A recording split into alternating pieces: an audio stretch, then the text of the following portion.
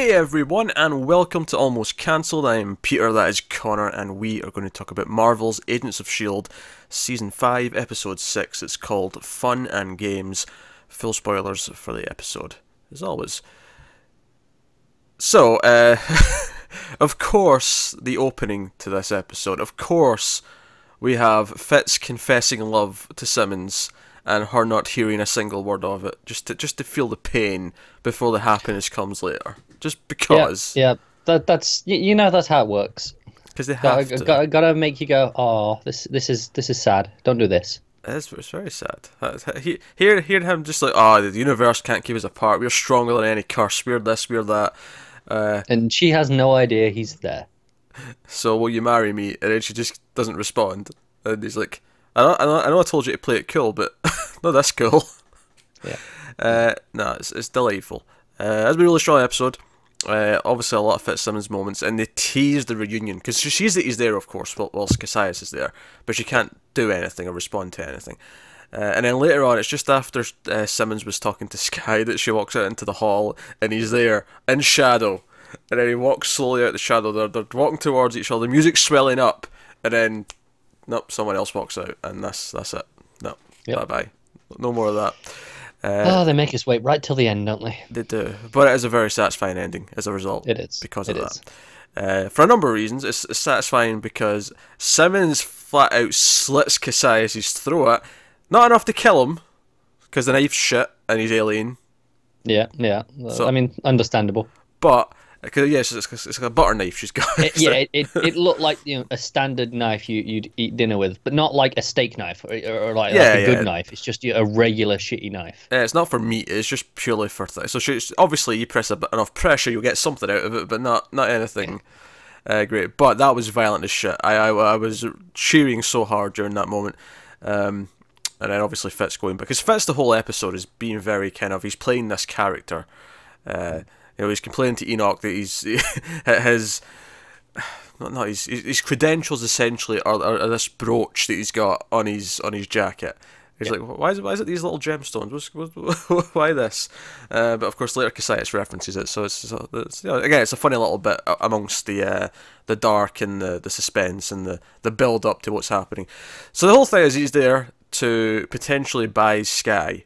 And as a disguise, and he's doing Hamlin from Better Call Saul's there to also possibly buy her.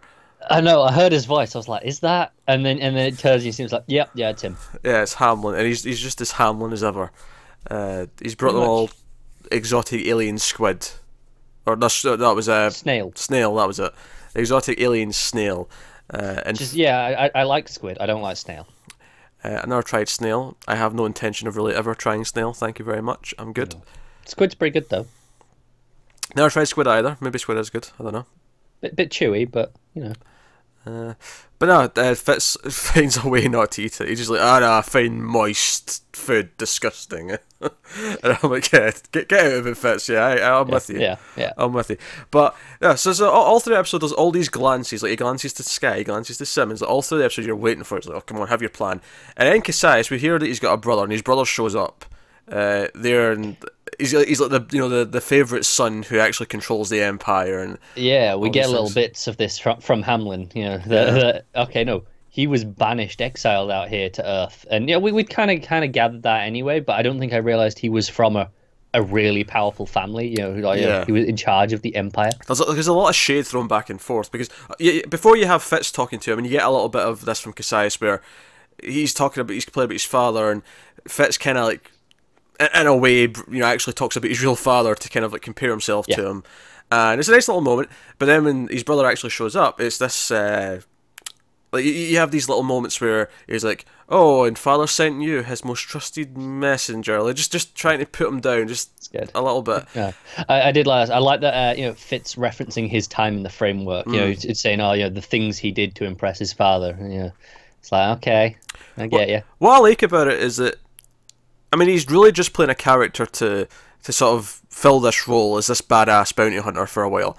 But what I like about it is that he's given that lie, and it's technically a lie because it didn't really happen, but at the same time he kind of experienced it anyway, so it is actually real. There's like a truth to it. There is. It makes it believable because he is genuine when he says that in some ways.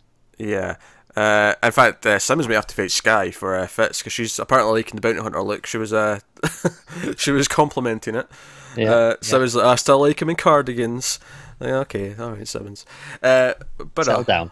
But what I like about it though is just them like, how is he even here? I don't know. He's got a spaceship. I don't know what. He's got... just is. Let's go with it. I like that no one knows yet. Obviously, half the team don't even know he's there yet. It's only them two and May. So speaking of May, let's get to the combat, the gladiatorial combat of the episode. We had two big fights. The first one, a display for all the rich guests and Fitz, was they had telepath boy Ben, I think his name was, who was in the last episode, and he helped Sky out with Simmons with a little telepath thing, and he's there. And it's funny because obviously last episode, or well, not last, the one before, because the last one was Fitz, but you know what I mean. The last time we were on the ship or the station and whatnot, May was in the fight with Sonara and she got taken, and we didn't really see any more of her. We didn't really know what was going on with her. And sure enough, they start to introduce, this is a friend of the the world killer. I'm like, this assassin. I'm like, okay, all right, here comes May, who's still injured. She's got the bad leg. This guy can read her thoughts, and we know this guy's not a bad guy. We're kind of like not wanting him to necessarily get killed here. Yeah. But of course, if we're picking someone, we're picking he's dead over May. No question. Obviously, yeah. So May's kind of like holding her own, and then I think one of the most badass, not the most badass moment, there's some badass moments later on in the other fight, but the most badass line of the episode might be, I didn't think, I just did, after she hit some of the staff across the face. It's like, oh, that was so badass, May. Yeah, I'm so into this. But she kind of still loses because he's still predicting everything, and she's compromised. 100% this guy stands no chance. Let's just make that clear. Obviously. But Fitz kind of intervenes, like, Did she send a message through to Fitz?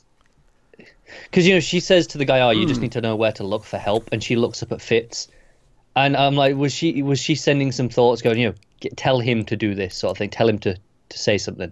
No, I didn't read it as that. I read that more as just because he says, you need to know where to look for help, and she looks up at him because she knows he's there to help. Like, I just took it as like that, as a more of a... No, okay. No, it could be. I was just going, is there some message passing going on here? Again, I love the moment, though, when she first walks in, because they have this entrance thing where they come into the combat. Yeah. Sky has an even more badass entrance later on, which goes up with the hood up, and she's all, her theme plays in the piano. It's like a wrestling entrance, almost, so she walks in the room. But... when May first walks in and she just sees up and sees Fitz there, she's like, that WTF moment of what the hell. Yeah, the reason I question if it was a messages thing, because Fitz goes, send her down to the surface, immediately, and I'm like, okay, has she got a plan? Is she saying tell him to do that? Oh, you read it? No, see, the reason why I thought he said that was because him and Enoch already have. Already have a game plan. As well, but I was just like, okay, maybe. Because again, we know there's someone on Earth sending a message out. Yeah. Plus, who knows what Enoch... Because Enoch set up this entire reputation. Like, he has this reputation as this marauder who goes around, and he's really rich, and that's all Enoch. He's been setting that up for the last years. By the way, I hope Enoch sticks around. I'm digging Enoch. He's pretty cool, isn't he? He's pretty cool, but he's got this sort of weird kind of... Because he's an alien, he plays everything just a little bit... strange. Not full on like Data from Star Trek, but like that kind of vibe where he's different. Detached. There you go, detached, robotic almost. Almost, yes. Yeah. But So that fight was fun. That was good. And all the setup, and I like when someone pulls out a little knife out. He's like, Sky, look, I got a knife. And she's like, we can do better than this. We can do better. This is not good enough, Simmons. Come on. That's not a plan. That's a tiny little knife. Dear. But our plan is to, when the inhibitor goes off during the fight, she'll, quake out. Of course, Cassius is smart enough to kind of predict that they're unsafe. Yeah, I figured he must have some sort of failsafe for this, because someone must have attacked at some point. Yeah, so he's got like a force field. He's got a shield that comes up for the fight. And so it's kind of relying on the fact that Fitz is going to pull out his gun and Simmons has got a little dinky knife. But again, as dinky as that knife is, that throat slashing moment is like fist pumping. You can think just how much force did she put into that to get that knife to do that? Well, I mean, he made her a slave, so I mean, she has to hold a bit of a grudge. She's feeling. Oh yeah. And so this is all going on, and of course, Sonara ends up being the one who's going to fight Sky because Cassius's brother's like, oh, that little pet you have who follows you around everywhere, you hide behind her, she's your best fighter, you throw her in. And he tries to talk him out of it, but he kind of gives in because he can't really weasel out of it. So, and he has to come over, he's like, I know this is short notice, but you have to be, because it's like, I think in this case, he honestly doesn't know which one is going to win. Or more importantly, which one he wants to win. Yeah. Because obviously he gets the money and glory from, if Sky wins, but he doesn't really want to lose Sonara either, clearly. Yeah, so it's a real pickle for him in terms of emotion in this scene. And so the fight itself, as you'd probably expect, is good fun. I think Sky using her powers here and there, particularly the moment where the Phantasm Ball is coming for her and she like stops it with the with the way the quake waves and then forces it back. That's really cool. Of course, her using it to jump into the air when Fitz gets the shield off and she leaps into the air and she's about to like blast them, and then obviously the guy presses the button again and she just falls. She's basically levitating for a second though. Yeah, like, she's just like, okay, I'm floating up here, I'm getting you. It's basically, yeah, it's in slow motion. It feels like she's actually in place for a little bit, which is not really. She's just kind of like leaped up, quickly going like that, but then zoom. Well, actually, Joe, I really liked. I liked that when she does that thing where she grabs the ball and she forces it back at her. What I like about that moment is she has this little one liner. She's like, oh, "This is for Ben," which, by the way, we didn't even mention. Ben's dead. But basically, Cassius realised that, wait a minute, he said there was no more people from the past, but then we found May. Oh, okay. Example made of you, because you lied to me. Yeah, see, I don't know why Sky didn't just jump in and say, we didn't know there was any more. I didn't know there was any more. He wasn't lying. I just didn't know. Yeah, I mean, I'd argue that would make almost no difference, and Cassius would just assume that he was maybe, but she could have tried. Yeah, I mean, emotions were high. This is one of these weird complaints where I'm like, look, I get that when you can sit and think of this detached and logically, yes, you can think of something they could have said that would have, maybe defused the situation. I'm there just going, just say it. But yeah, I get why she didn't think of that in the moment, though.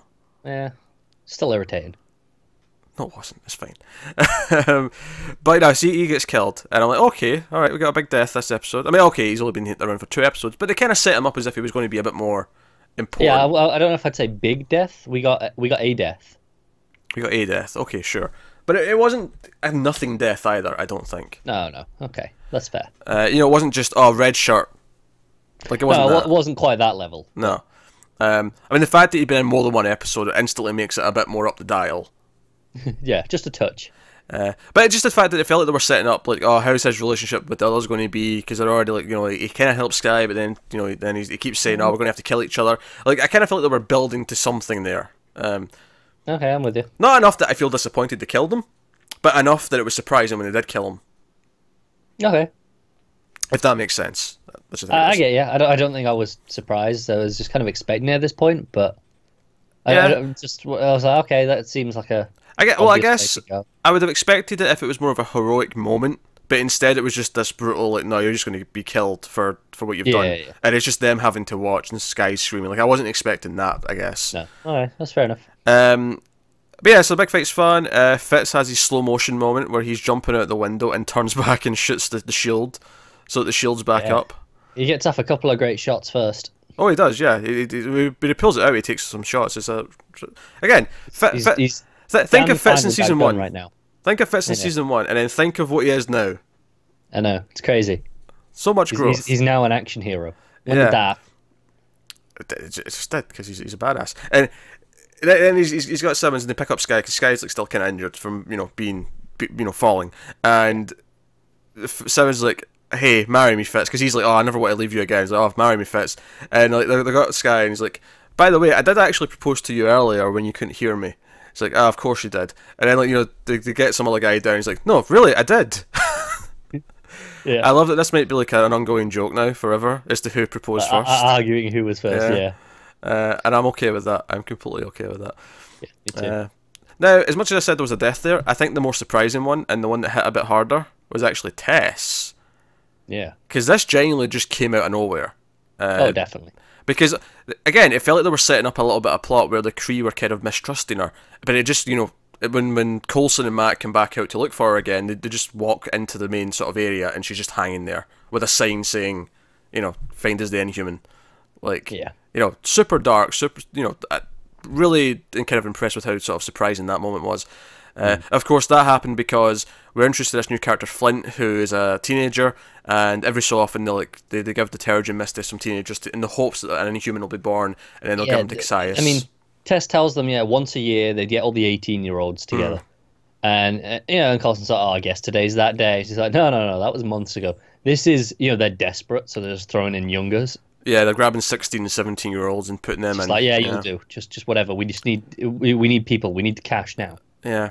In fact, there's another death as well, because Gorilla, this one is the least affecting, I think, because he's been an asshole, but he gets killed, because this kid's power ends up being that he can control rocks. And pretty cool. Sort of form them together. He's so Magneto, but with rock, I guess.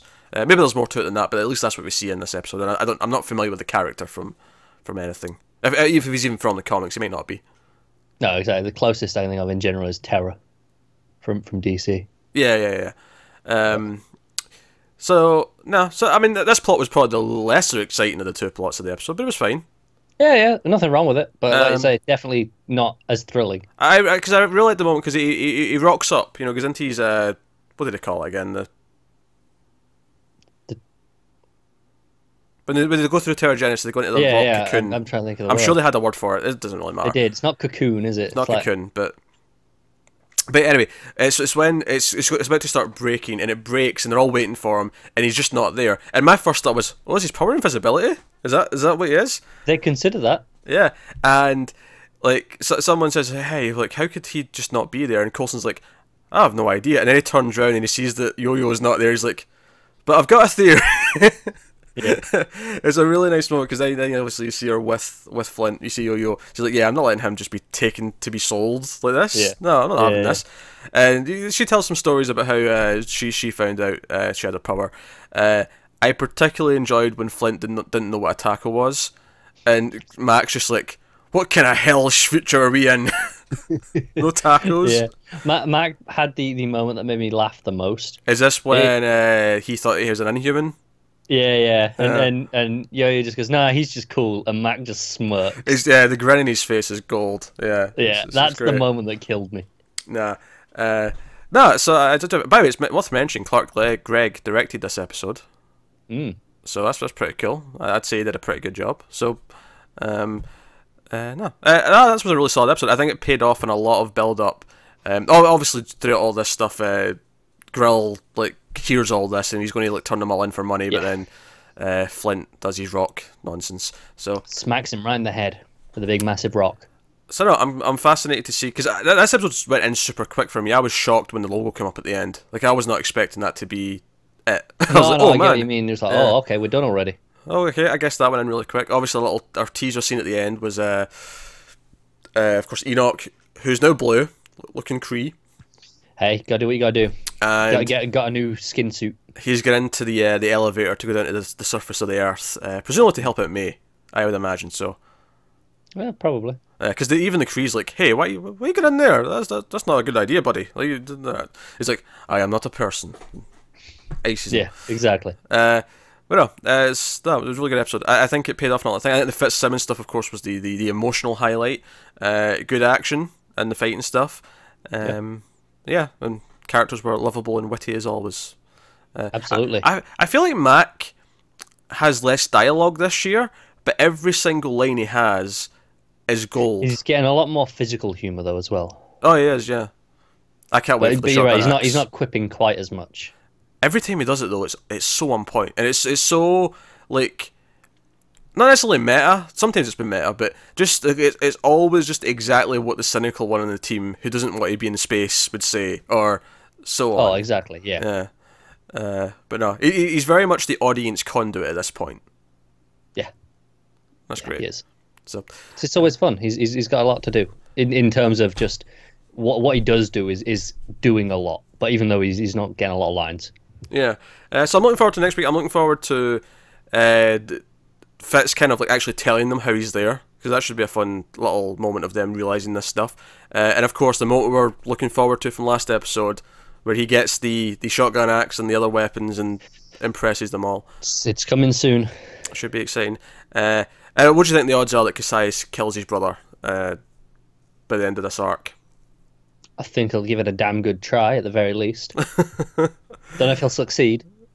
I think he will. I feel like he may die as well. Admittedly, I mean, S.h.i.e.L.D. might take care of him before they go home. But I can definitely see that coming. It's worth mentioning again. This arc is 10 episodes, so we have 4 left, and then I believe it goes on break for close to a month for the Winter Olympics. I know that because the 12th episode, which is the 100th episode of the show, is airing March 9th. So it's taking most of February off. That's fine. I actually like the Winter Olympics. I don't like the regular Olympics, but I like the winter ones. They're more fun. Bobsleigh, ice hockey, all that kind of thing. Yeah, exactly. What else gets me a bit at the Winter Olympics is the ice hockey is in a stadium where they have to make the ice anyway, so they don't actually have to wait till winter for it. No, true. You can do that in July if you want. It's fine. You can, but you're forgetting the most exciting sport at the Winter Olympics. Okay, go on. This is curling. Curling is intense. You have no idea what it is, do you? No, that's the one with the brooms, right? They're sweeping the ice. That's the one, yeah. No, I'm familiar. I couldn't tell you the rules of curling, admittedly. It looks kind of like... I picked it up last time. I think I can follow along. Oh, really? Okay. Is it basically like old school bowls? Yeah, you got to get to the closest to the centre and knock the other ones away. Yeah, it's just on ice instead. It's on ice and you have brooms. Well, it's more sweepy mops, but yeah. Whatever, yeah. But you got 2 people in front, just like... Yeah. I want to see the bloopers of like them hitting the thing instead. Like they can't keep up and they end up hitting the what do you call it? It's not a puck in this, I assume. It's not. I think they call them stones. Stones, right? They hit the stone, and it's like, oh, that's disqualified. Oh. Yeah. And the person who threw it's just like, you bastard, you really mad thing. And they're a team, like are they all part of a team? So it's not just the person who's doing it that gets the. Yeah. They're the team. So they take it in turns to throw, and the other ones sweep. Ah, okay. I think you have like 3 or 4 people on a team. Wasn't expecting to talk about curling on this. No, was I. But here we are. Here we are. Yeah. Now, admittedly, I'm not thrilled at the month off, but I do kind of like the idea of having a break between the arcs if we're doing that. I think it worked out really well last year in the sense that we had a month, 6 weeks off here or there, but then we got uninterrupted arcs, and okay, we had a week off in this one because of Christmas, but yeah, whatever. Screw Christmas. Yeah, I think it's just because we started so late. I was kind of hoping that it would just be an uninterrupted run. Yeah, but this is short because we definitely had like 6-week gaps last year. Oh, we did. So yeah. This is shorter at the very least. And maybe we won't have one after that. If it picks up back in March, and we'll have another 10 episodes or so. I did the math. It ends in the 2nd week of May if it keeps going uninterrupted, which sounds about right. That sounds about right. Maybe a week or 2 off between the next 2 arcs. So it's worth mentioning the 100th episode is coming up, and part of me is like, shouldn't they have worked it out so that was the end of the arc so they could do big stuff? But maybe if we get the end of the arc and then we get big stuff again in episode 100, that'll be cool. I know Clark Gregg was teasing, saying it's going to destroy fans who've been watching since the start. Right, so that's wedding we're hearing about. That's happening the 100th, right? Fitzsimmons' wedding's so happening in the 100th. And it's going to go wrong, because every time there's a wedding, it goes wrong. Of course it's going to go wrong. And I'm not going to say I expect this, but I'm just going to say this. If they did somehow ever get an actual Avenger on the show, the 100th That's the one to do it, yeah. That'd be the time to do it. Now, admittedly, it's a bit of a cop-out because I feel like, the 100th should be celebrating the show and the people on the show because they're the ones that have been here since the start, or at least however long. Yeah. But, if you're going to do it, the 100th seems like the one to have the cameo from one of them. Is that the one where some of the Avengers learn that Coulson's alive? Maybe. Why not? I mean, if you're going to do it, that's a good spot to do it in. I don't know what it costs to get Downey Jr. on an episode of TV, but do you have Iron Man show Just do it just the once, and you get it in before Infinity War. Yeah, have him come in, flirt with everyone, and then leave. Maybe you try and get Chris Evans. You get in Cap for Coulson. His fanboyism. Yeah. Evans is cheaper. I know that sounds weird to say, but Downey Jr. is definitely more expensive. Extortionate, yeah. He gets back-ended everything off these big movies. Now he's making like 50 million a movie. Yeah, yeah. He's like one of the highest paid actors. Yeah. So he's hard to get, but yeah. So how scummy is it going to be though if they get a cameo from someone and it's like the cheapest person possible? Yeah, who would that be? I don't know. Like who's it like Wasp? Because it's, I mean, I like Evangeline Lilly. Don't get me wrong. I'm not dissing her, but she is like a secondary character, and she used to be a TV actress. So like, I get why that movie's not out yet, though, right? That's true. March, yeah. So I don't think they'd do that. No, that's fair. No, I was just one that I was thinking of. Like I don't know, Bucky. Is he cheaper? Yeah, he probably is. Yeah. I don't know. I was just thinking the 100th episode. That's the one you do if you can. But if you can, that's the one. But if you're going to do it, then go big. Yeah. Cap or Iron Man has to be one of those two, I think. Or Nick Fury. I mean, Nick Fury's fine, but he's been on the show before. Yeah, it would work, but it would work for him to show up and be like, Coulson, you've done a fine job, and pat him in the back, and I don't know, and then maybe like a little tease at the end where he looks over at like Sky and's like, you're actually useful enough, you could be on the main team, and then just something like that, like a hint that maybe one day she could be a guest in an Avengers movie because she's powerful enough. Yeah, he'd work. It wouldn't feel as special because, like I say, we had him a few times here and there, but it would still work. Yeah, it's because we had him like twice in the first season, maybe once after that. Yeah, I think sounds about right. He's definitely done a few times though. Yeah, I don't think it's been since season 2 though. I don't think 3, 4. Oh no, it's been a while. And obviously 5 haven't had him. But that said, he's barely been in the movies in that time period either. I think the last time we saw him was Age of Ultron. What is it? Yeah, in the barn. In the barn. It was on the ship as well at the end. Well, the ship, fine. I'm sorry. So yeah, we saw him a couple times. It's fine. But no. So yeah. So 100th's coming. I'm excited because do you know what? I feel like it's been a long time since I've had a good, exciting 100th episode. Because I remember back in the days of the hit television show Buffy the Vampire Slayer, the 100th episode was an event. I remember Angel's 100th being an event. I remember. Which was the 100th for Buffy? For Buffy, it was the season 5 finale, The Gift. Oh, okay. So they lucked out because their first season was 12 episodes. That meant the finale of season 5. Yeah, lines up nicely. Doesn't it? But Angel's 100th was really good as well, and that was in the middle of the season. Which one was that? I can't remember the title of it, but it was it referenced a lot of things from season 1. It was some nice callbacks. Some characters we hadn't seen came back, and there was okay. I can't remember the title of the episode specifically, but it was really, really solid. Okay. I'll just, without spoiling anything, I think you'll get this if you've seen the show, a certain videotape that we hadn't seen in some time. Okay. I know the one you're on about now. Yeah, you know exactly what I'm talking about now. Yeah, I do. That was really good. I think... do you know what's sad? The most recent 100th episode I think I watched was Arrow. Yeah. And we don't care about that show as much. So it wasn't bad, to be fair to it. It wasn't awful. It just came at a really awkward time in the middle of a crossover. And, Actually, that reminds me. I really hope next year that they delay Flash by an episode so that the 100th is after the crossover, because I don't want them to have to shoehorn Flash's 100th into the middle of the crossover. That's a conversation for another time. I forgot about that. That'll be rough. But that's what will happen if they don't do that. It'll be that episode, probably. Yeah. If it's the episode 8s again, that's going to be a problem again. Should line up. All right. But hopefully they play it smart and delay it by a week so that it's the 7th episode in the crossover, and then they can do the 100th as the big mid-season finale or something like that. I think that's the wiser choice, but hey. But that's us. Yeah, we haven't even talking about this episode for a bit. Yeah, this has got the 100th coming up first, so this is the one that counts. Oh, this is the one that counts. I'm excited about the 100th for this one. I'm expecting big things, I'm expecting emotional payoff, and honestly, the Fitzsimmons wedding is the perfect thing to do in the 100th. We've been building to it just all 5 years. Oh, they won't. Don't kill one of them at the altar, or that's it, I'm done. I can't watch anymore. It'll break us too much. It will. I don't think I could cope with it. But there you go. That's episode 6 of S.h.i.e.L.D. Or at least the first 20 minutes of it was. The last 9 minutes, not so much. But we'll be back next week with the next episode. Hopefully more on topic.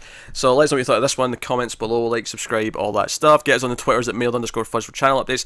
If you want to support the show and the channel and everything we do here, head over to patreon.com/mailedfuzztv. There'll be a link to that in the description as well as some other useful links. But otherwise, that is us. So thank you once again for watching or listening. We always appreciate it. Keep watching TV, guys. Have you got any vanilla?